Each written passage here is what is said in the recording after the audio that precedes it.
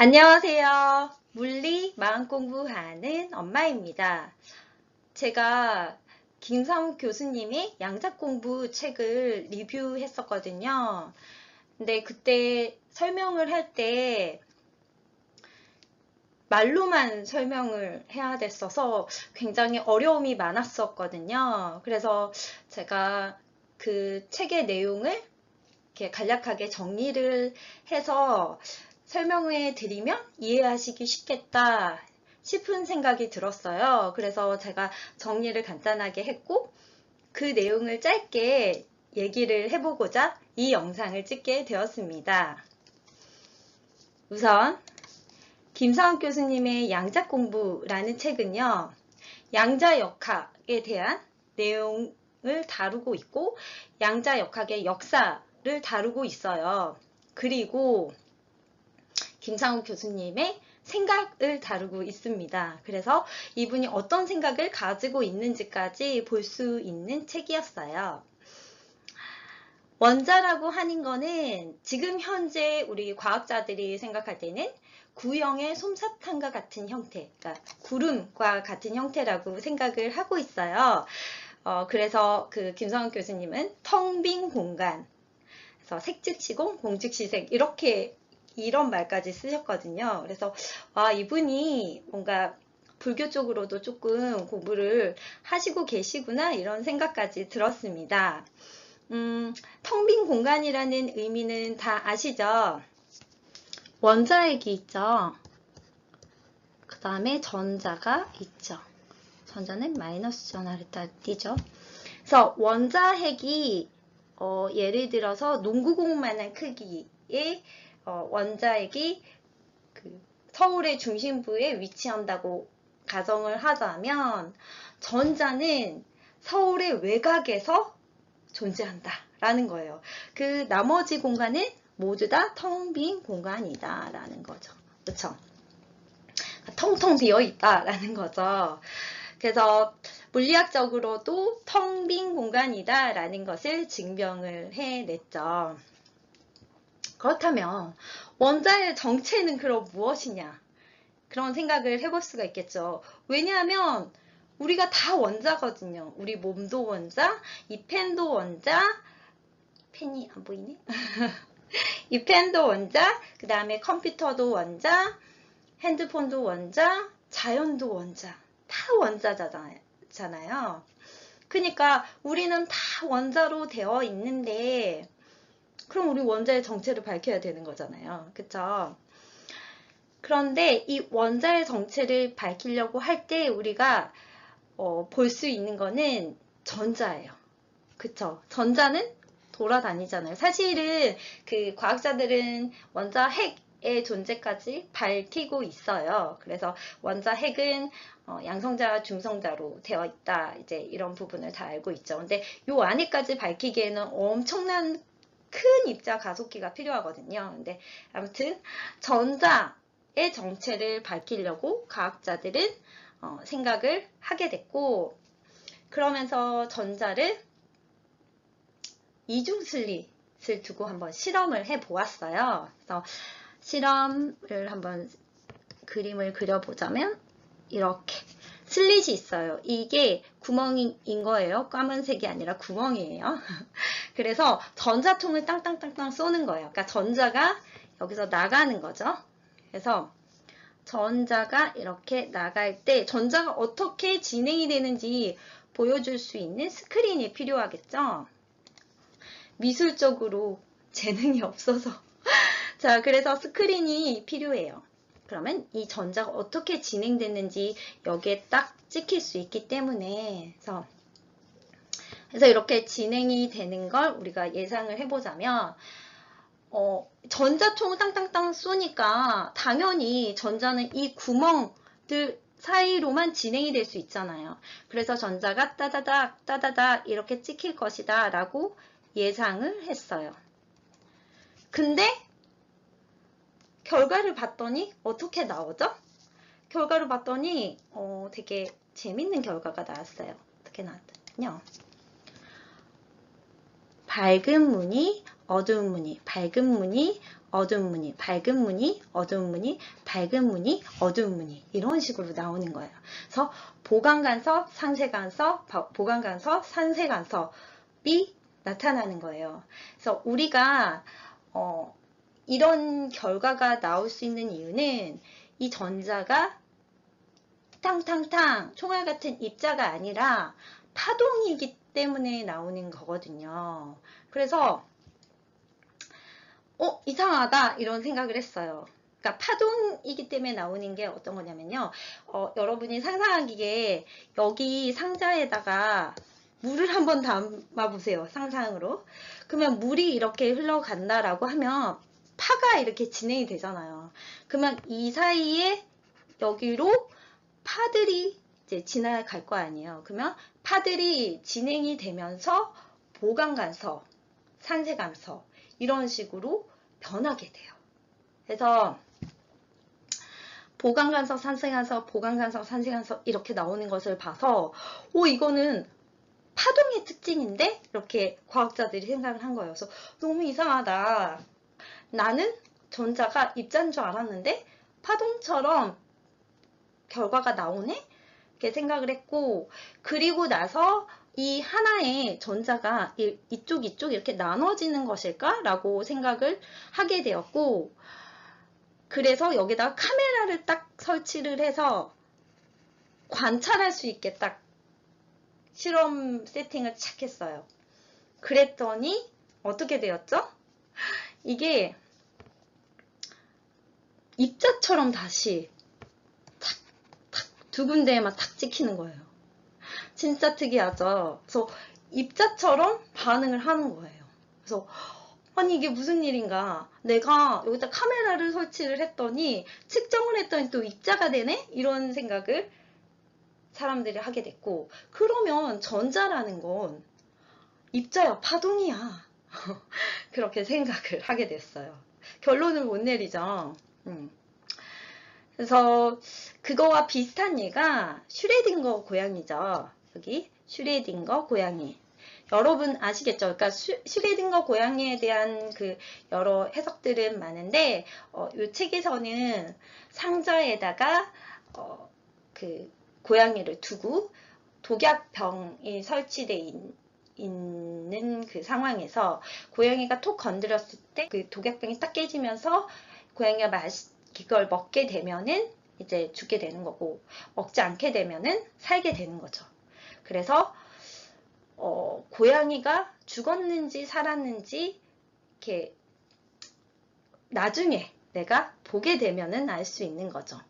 그래서 그게 내가 보지 않았을 때는 죽었는지 살았는지가 중첩된 상태로 존재하다가 내가 측정을 하는 순간 그것은 결론이 난다는 거죠.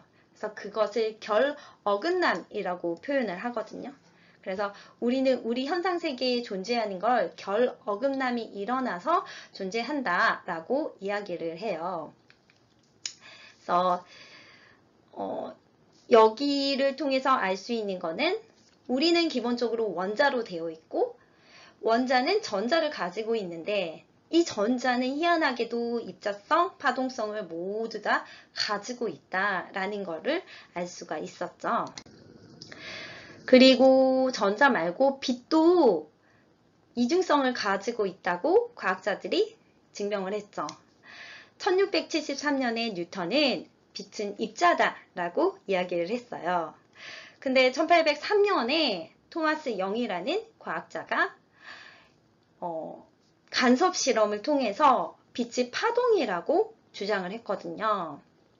그리고 그 이후에 1862년 맥스웰은 빛의 파동을 기술하는 방정식을 유도해요. 이게 4개거든요. 그게 굉장히 중요한 방정식 중에 하나예요. 그래서 우리가 여기서 무선 통신을 이용을 하려면 알아야 되는 그런 방정식입니다. 그리고 1888년 헤르츠는 전자기파를 실험적으로 증명을 해요.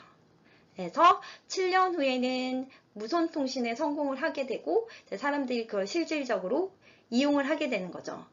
우리가 많이 들어본 전자기파는 어떤 거냐면요. 전기와 자기, 합쳐진 거예요. 그러니까 빛이라고 하는 거는 전기와 자기가 직교해서 진행된다라는 거예요. 만약에 전기장이 이렇게 가면 자기장은 요렇게. 어떡해. 나 너무 너무 못 그린다. 그러니까 이렇게 간다면, 자, 다시 그려보겠습니다. 이렇게 직교해서 진행이 돼요. 그래서 파의 진행 방향이 이렇다라고 하면 이런 식으로 진행되는 거예요. 우리의 전자기파는 이렇게 진행되고 있습니다. 근데 1900년 플랑크가 흑체 복사 에너지로 에너지가 띄엄띄엄 되어 있음을 알아내거든요. 근데 이분이 에너지가 양자화 됐다라고 정확히 얘기하지 않았어요. 왜냐면 자기도 확신할 수 없고 그 다른 사람들의 그 엄청난 다른 의견을 다 이렇게 자기가 이걸 다 컨트롤할 수 없었기에 그냥 에너지가 띄엄띄엄 되어 있는 결과를 보인다라고 이야기를 했어요. 그래서 그분은 E는 NHF라는 식을 만들어냈죠. 그러니까 탁탁탁 스테이트마다 에너지가 양자화되어 있다라는 말이에요. 그리고 1905년에 아인슈타인이 광양자설을 주장을 했거든요. 그러니까 지금 여기서부터는 빛이 입자라는 거예요. 한마디로 입자. 근데 이 전까지 이제 무선통신까지 성공을 했으니 빛이 파동이라는 생각이 굉장히 강했거든요. 사람들이. 근데 빛이 입자라고 하는 사람들이 이제 나오기 시작한 거예요. 1905년에 아인슈타인은 광양자설을 주장을 했고 15년 동안 그 주장은 무시당했어요. 그러다가 컴프턴이 산란 실험을 통해서 빛은 입자다라고 증명을 해낸 거예요. 그래서 그것에 힘을 실게 돼서 1921년에 아인슈타인은 광전 효과로 노벨상을 받게 돼요. 광전 효과는 뭐냐면요. 금속판이 있어요.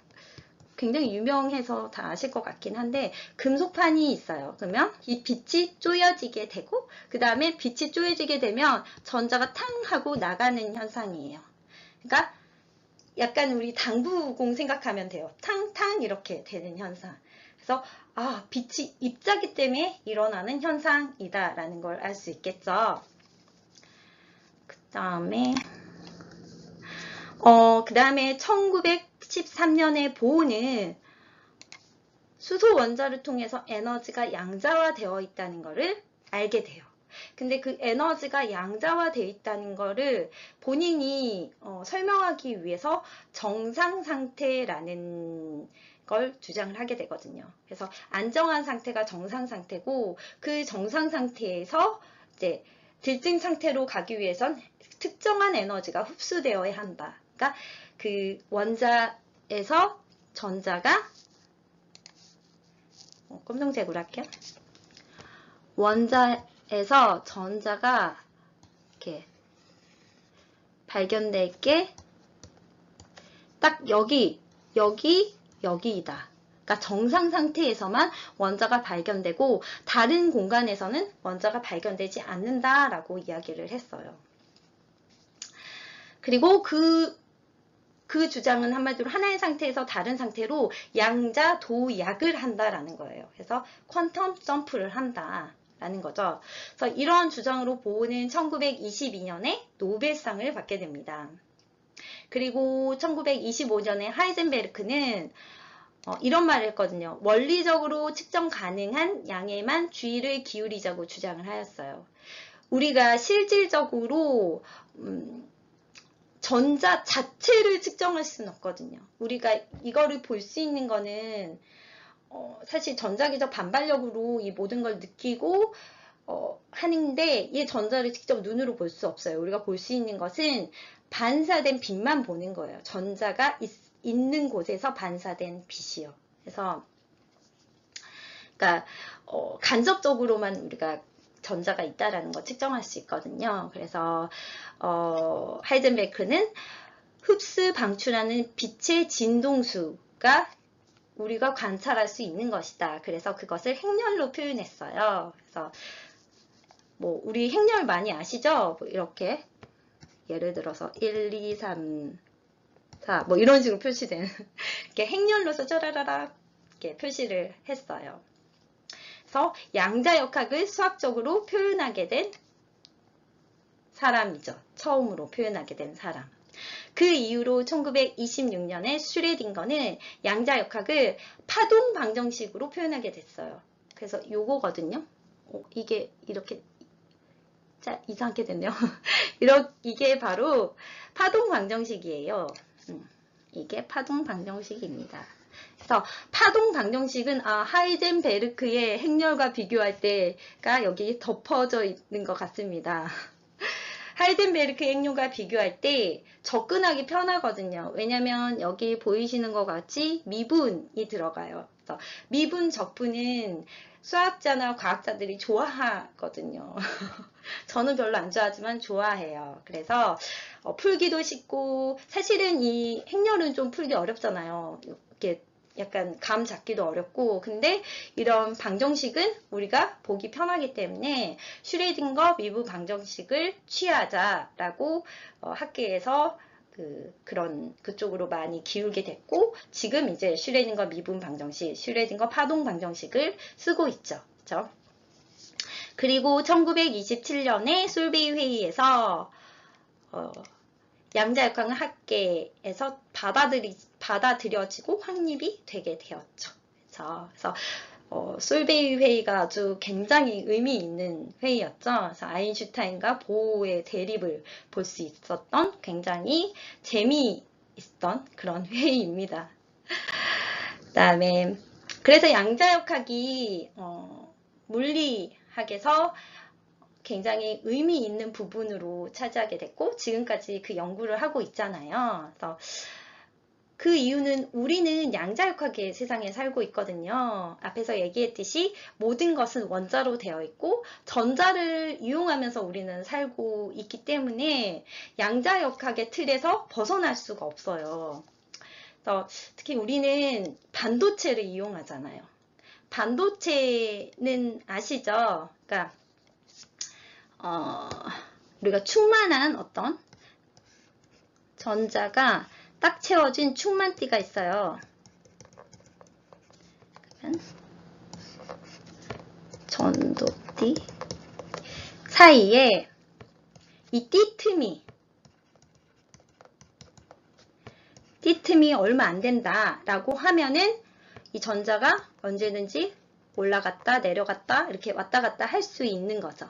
그래서 그러한 성질을 이용해서 만들어진 게 반도체예요. 그래서 우리는 스마트폰이나 핸드폰, 뭐 여러 기계들을 반도체의 원리를 통해서 사용을 하고 있거든요. 그래서 굉장히 양자역학은 우리에게 소중하고 중요한 부분을 차지하지요. 그쵸? 그리고 우리는 하나의 세계만 볼 수 있잖아요. 0과 1 중에 우리는 1의 세계만 볼 수 있는 거잖아요. 그래서 과학자들은 0과 1의 세계를 동시에 볼 수 없을까? 이런 생각을 했어요. 그래서 그런 호기심으로 최근에 사람들은 양자 컴퓨터를 도입하기를 이제 생각을 하죠. 그래서 지금 뭐 구글에서도 양자 컴퓨터를 만들려고 노력 중이다 라고 얘기를 하니까 한번 지켜보면 좋을 것 같습니다. 네. 그리고 양자역학을 통해서 다세계 우주론, 정보 우주론에 대한 생각을 할 수 있거든요. 다세계 우주론이라는 건 우리 마음 공부에서도 많이 이야기했듯이 지금 내가 있다면 나 쌍둥이 같은 다른 누군가 있을 수 있는 거잖아요. 그래서 그런 다세계 우주론이 있을 수 있고, 그러니까 다세계 우주가 있을 수 있다는 생각이지요. 그리고 정보 우주, 그러니까 우리는 정보로 되어 있다. 근데 그 정보가 객관적인 정보가 아닌 주관적인 정보들로 이루어져 있다라고 하는 정보 우주에 대한 생각을 해볼 수 있겠죠. 그래서 김사훈 교수님은 그 부분에 대해서 아직 그 부분을 밝혀낸 바도 없고 알 수 없는 영역이라고 말씀을 하셨어요. 그래서 좀 과학이 약간 모호하게 흘러가는 걸 안 좋아하시는 것 같아요. 제가 봤을 때에는. 그래서 김상욱 교수님은 단지 우리가 알 수 있는 건 측정이고 그 측정을 통해서 얻을 수 있는 객관적인 정보만이 중요하다. 그것만 보자 라고 말씀을 하셨습니다. 그래서 이분이 어느 정도는 마음 공부와 이렇게 결부할 수 있는 부분을 가지고 계시지만 과학자이기에 어떤 선을 딱 이렇게 지키시고 계시는 느낌이 들었거든요. 그래서 저는 중첩 상태에 대한 부분 그리고 양자 도약에 대한 부분이 굉장히 좋았어요. 우리가 측정, 관찰하기 전에는 중첩되어 있는 상태잖아요. 그래서 우리가 지금 볼 수 있는 것만 보잖아요. 그쵸? 그래서 중첩되어 있는 확률적인 상태였다가 결 어긋남으로 나오는 순간 양자 도약을 통해서 우리 눈에 보이게 되고 우리도 생성이 되게 되는 거죠. 그래서 매번 찰나생멸하고 있는데 우리 자신은 인식하지 못할 뿐인 거죠. 그래서 우리 마음 공부에서는 이제 이렇게 생각을 하고 있는데 과학자들은 아직 여기까지 생각을 하고 있는 것 같아요. 그래서 오랜만에 물리책을 읽으면서 재미있기도 했고 또 다시 학부 때 생각이 들면서 또 그때 생각들이 새록새록 나기도 했습니다. 그래서 여기까지 김상욱 교수님의 양자 공부 책 리뷰를 간단히 정리해 보았습니다. 시청해 주셔서 감사합니다.